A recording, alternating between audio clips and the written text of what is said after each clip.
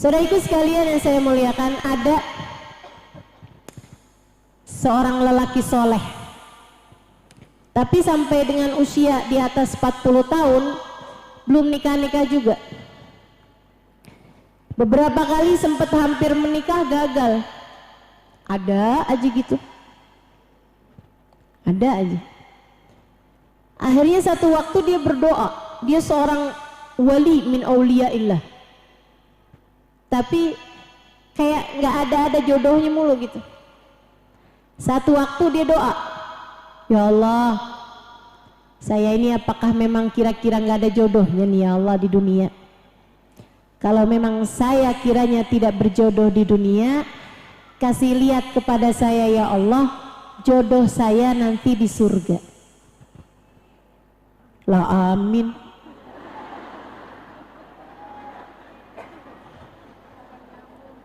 Kamu lagi ngedoain siapa nih?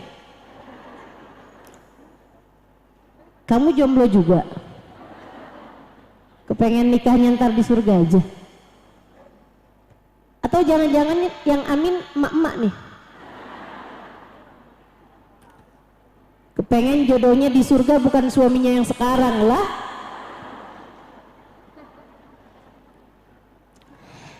Jadi teman-teman, dia doa kayak begitu, subhanallah, Allah ijabah, namanya doa orang soleh. Malam harinya dia bermimpi, dikasih tahu bahwa jodoh dia adalah Fulana bintu Fulan al-Fulani di sebuah desa. Satu waktu sebagai orang soleh, orang alim, dan seorang dai, dia datang ke kampung itu untuk berdakwah, kayak perayaan maulid gitu. Malam-malam, habis selesai dakwah dia nanya, ada nggak yang kenal sama Fulan bin Fulan al-Fulani? Gak ada yang kenal orang sedaerah itu. Rupanya perempuannya nggak terkenal, calon istrinya di surga.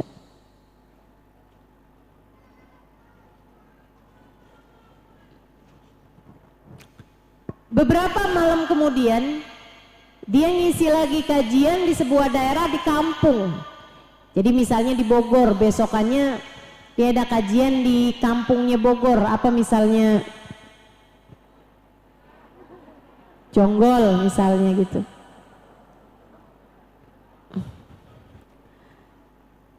Habis selesai kajian dia nanya, di sini ada nggak yang kenal Fulanah bintu Fulan al-Fulan? Pengen tahu, dia pengen ketemu sama calon istrinya di surga.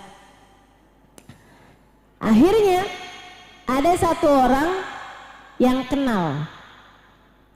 Pas habis selesai majelis, orang itu maju ke depan, dua orang bubar. Dia bilang, Syekh tanya tentang Fulana bintu Fulan al-Fulan. Iya, dia bilang, kamu kenal? Kenal Syekh, tapi Syekh ngapain nanya dia? Kenapa memangnya? Dia itu orang kulit hitam, tinggal di atas lereng gunung. Dia hidup sendirian menggembalakan kambing-kambingnya. Gak bersosialisasi sama masyarakat, hidup sendirian aja gitu. Dan dia adalah perempuan berkulit hitam. Untung aja jodoh di surga. Kalau di surga mah kan cakep semua ya. Dia bilang, kamu tahu rumahnya? Dikasih tahu rumahnya, besokannya dipergiin sendirian, dipergi ke lereng gunung itu tadi. Bener aja tuh. Jadi di sebuah gunung yang nggak ada apa-apa, ada satu rumah, atau dia tuh rumahnya si perempuan itu. Begitu dia mau masuk ke dalam rumah, subhanallah, dia liatin ada serigala sama kambing lagi sayang-sayangan, lagi peluk-pelukan. Padahal biasanya yang namanya kambing lari dari serigala, serigala menerkam kambing. Si Syekh ini karena dia adalah orang yang banyak belajar, ngerti kenapa bisa ada serigala sama kambing sayang-sayangan. Kenapa? Karena tenang. Karena tenang. Ketenangan itu turun Jadi ini kenapa bisa ada kambing sama serigala sayang-sayangan? Allah turunkan rahmat gede banget di tempat tersebut. Dengan rahmat yang turun, kasih sayang yang turun dari Allah, sampai bisa bikin serigala pun keturunan rahmatnya Allah tersebut, dapat rahmat dan kasih sayang Allah tersebut, sampai bikin serigalanya hatinya jadi tenang, penuh dengan kasih sayang. Termasuk kambingnya juga kayak begitu. Faham? Wih, ini perempuan waliyah nih, ini perempuan kekasih Allah nih, sampai bisa diturunin rahmat segitu gedenya, sampai bisa bikin serigala sama kambing sayang-sayangan. Tambah semakin penasaran, ketok pintu. Assalamualaikum warahmatullahi wabarakatuh. Ya fulana bintu fulan al fulani, sebutin namanya yang dia dengar di dalam mimpinya. Sekali dia berucap salam, yang di dalam nyaut, Waalaikumsalam warahmatullahi wabarakatuh. Ya fulan bin fulan al fulani, disebut namanya juga. Jadi jangan salah, ini perempuan yang di dalam rumah udah tahu siapa yang datang di pintunya, bahwa dia adalah calon jodohnya di surga. Keren ya, para wali-wali ini memang keren-keren nih. Orang-orang paling keren-keren di atas muka bumi, mereka-mereka ini. Terus perempuan tersebut bilang, walah min inda babi, pergilah dari pintuku, bukan di dunia tempat kita bertemu. Nih adik-adik nih yang masih kepikiran buat pacaran, dek, jangan sampai pacaran membuatmu di akhirat nanti nggak bisa masuk surga karena kamu tertarik sama yang haram. Allah halangkan darimu kenikmatan yang halal. Pacaran tidak mendekatkanmu kepada jodoh, dek. Jadilah perempuan-perempuan berkelas. Pacaran tidak mendekatkanmu kepada jodoh. Pacaran hanya akan mendekatkanmu kepada neraka. Naudzubillah min dzalik. Saya sarankan padamu adik-adikku sekalian, jangan pacaran. Kalau sekarang masih ada yang lagi punya pacar, putusin. Bilang sama pacarmu, putuskan atau halalkan. Dah kawin aja sekalian, daripada ngebanyakin dosa-dosa. Kalau saya sih bilang ya sama adik-adik nih ya, jangan pacaran, dek. Satu hal saya khawatirkan darimu, dengerin saya nih adik-adik, ibu-ibu juga nih dengerin. Kadang-kadang yang pacaran bukan anak-anak lagi, ibu-ibu juga ada yang pada pacaran.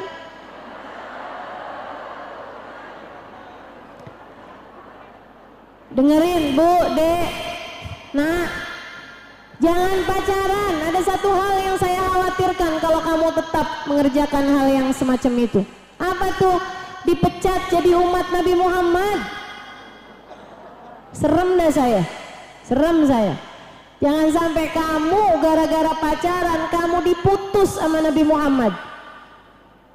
Jadi daripada diputus sama Nabi Muhammad, mendingan putuskan saja pacarmu. Adik-adik saya sekalian, perempuan ini karena adalah perempuan solehah, perempuan waliyah, kekasih Allah, dia udah tahu bahwa yang akan datang adalah calon suaminya, jadi dia bilang, orah min inda babi, pergilah dari pintuku, bukan di dunia tempat kita bertemu. Kata yang laki, baiklah, saya akan segera pergi dari sini. Saya hanya mau menanyakan satu hal, untuk saya belajar, untuk saya mengerti. Kenapa kamu menjadi seorang yang sangat dicinta dan diturunin rahmat Allah segitu besarnya? Apa amalan yang kamu kerjakan? Apa sesuatu hal yang sangat tinggi kamu lakukan sehingga membuat serigala sama kambing sayang-sayangan di depan pintu rumahmu? Nggak nerekam gitu, malah kayak gitu pelukan gitu si serigala sama kambing. Dia bilang ini sesuatu yang tidak masuk di akal saya, karena serigala biasanya nerekam kambing, kambing pun juga biasanya lari dari serigala. Pasti karena rahmat Allah sangat besar turun kepadamu. Saya pengen tahu apa yang menyebabkan rahmat Allah, ketenangan turun kepadamu sampai segitunya besar. Perempuan tersebut inget-inget apa ya? Dia bilang gak ada. Saya hanyalah perempuan biasa, gak punya amal ibadah apa-apa. Dzalikal fadlu minallah. Ini memang karunia aja dari Allah, Allah bikin kayak begitu. Ya udah kalau gitu saya pamitan. Baru beberapa langkah laki-laki itu menjauh dari pintunya, perempuan ingat, dia bilang, tunggu bentar, tunggu, saya rasa saya ingat sesuatu. Saya punya satu sifat kecil. Saya rasa gara-gara inilah Allah menurunkan rahmatnya kepada saya. Apa itu? Dengerin nih. Siapa yang kepengen nyari ketenangan hidup, dengerin. Kalau kamu punya sifat ini juga, hati kamu pasti akan senantiasa tenang. Apa Bu? Apa nih sifat yang kamu punya yang bikin Allah turunkan rahmat sebegitu besarnya sampai pada tenang semua yang ada di rumah dan sekitarnya? Dia bilang, ana idza kuntu fil bard lam atamannal har. Saya kalau sedang berada dalam kedinginan tidak berharap panas. Dan saya kalau sedang berada dalam panas tidak berharap dingin. Saya kalau sedang kenyang tidak berharap lapar, dan saya kalau sedang lapar tidak berharap kenyang. Saya kalau sedang sakit tidak berharap sehat, dan saya kalau sedang sehat tidak berharap sakit. Saya kalau sedang punya uang tidak berharap miskin, dan kalau saya sedang miskin, sedang nggak punya uang, tidak berharap punya uang. Dalam keadaan apapun Allah tempatkan saya tahu bahwa ini adalah yang terbaik yang Allah berikan dalam kehidupan saya. Saya berusaha menikmati apapun yang Allah berikan dalam kehidupan saya. Laki-laki tersebut ketika mendengar itu dia bilang, innaha laysat husailah. Ini tentu bukan sifat kecil, akan tetapi salah satu sifat besar yang Allah karuniakan dalam hati hamba-hambanya yang dia cintai. Bu, Kak, Dek, hidup tidak pernah ideal buat siapapun. Semua orang menjalani kehidupannya masing-masing, lengkap dengan nasibnya masing-masing, ujiannya masing-masing, perjuangannya masing-masing. Termasuk dirimu, maka tidak usah membandingkan hidupmu dengan hidup orang lain. Cukup nikmati setiap momen, setiap keadaan, setiap kejadian yang datang dalam hidupmu, dan tetaplah percaya bahwa apapun yang Allah berikan dalam kehidupanmu itu adalah yang terbaik yang Allah berikan kepada dirimu, dan semuanya sudah disesuaikan. Semuanya sudah disesuaikan dengan keadaan kita masing-masing, keadaan hati kita masing-masing, kekuatan kita masing-masing. Allah mustahil membebani kepadamu sesuatu di luar batas kemampuanmu. Maka jalani hidup dengan penuh syukur. nikmati setiap apapun. Yang belum nikah, nikmatilah kesendirianmu. Yang udah nikah punya suami, gak usah banding-bandingin suamimu dengan suami orang. Nikmati ajalah suamimu itu. Hormati, sayangi.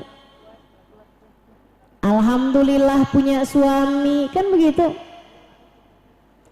Yang belum punya anak, nikmatilah keberdua-duaanmu dengan suami.